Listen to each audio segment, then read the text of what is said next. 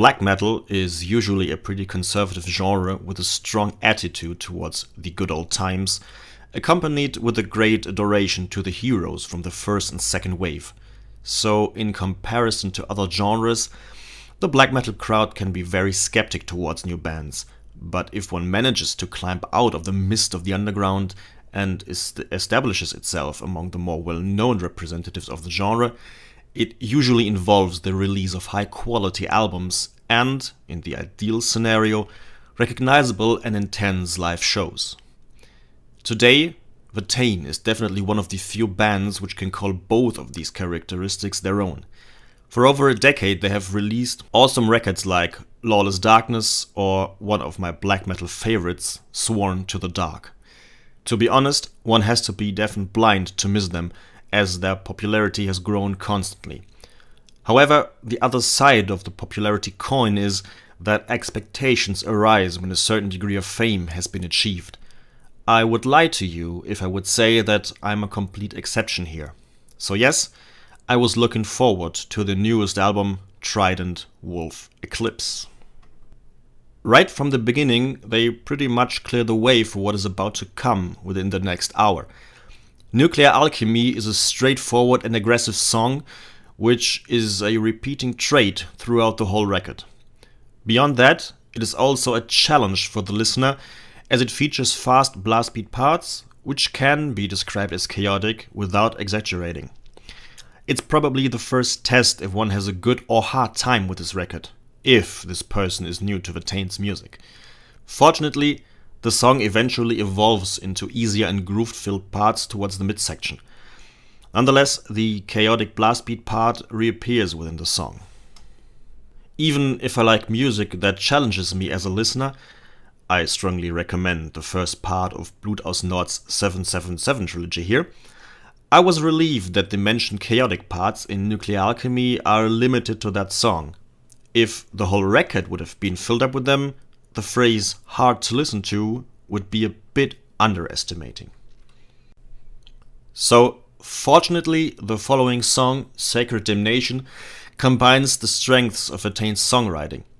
The song has an inherent groove, no matter if the band blasts their way through one's ear canal or turns into the alley of mid-tempo. All this is mixed up and spiced with an ingredient I like about them for years. All of these different parts that build up this and other songs are enriched with nice little melodies and awesome guitar hooks. Teufelsreich is a very good example here. Nonetheless, Sacred Damnation is definitely not the catchiest song on the album, but it gets out of the dirt of chaos and straightens itself before punching everyone in the face. Speaking of catchy, every album since the 2007 release, Sworn to the Dark, has at least one song with a chewing gum-like chorus. I'm thinking of songs like Storm of the Antichrist from that very release, or Total Funeral from Lawless Darkness, or The Child Must Die from Trident Wolf Eclipse's predecessor, The Wild Hunt. In 2018, this lot is occupied by Furor Diabolicus. From the first spin of this album up to now, this is the song which is stuck in my head the most, basically because of the chorus. The rhythmic combination of the vocals, guitars and drums elevates it over the other songs. It's not only the refrain, but also an atmospheric but way too short guitar melody at around 50 seconds into the song. I think you already guessed it, but Furor Diabolicus is definitely the song I recommend if you're looking for something worth turning your speaker's volume to 11 out of 10.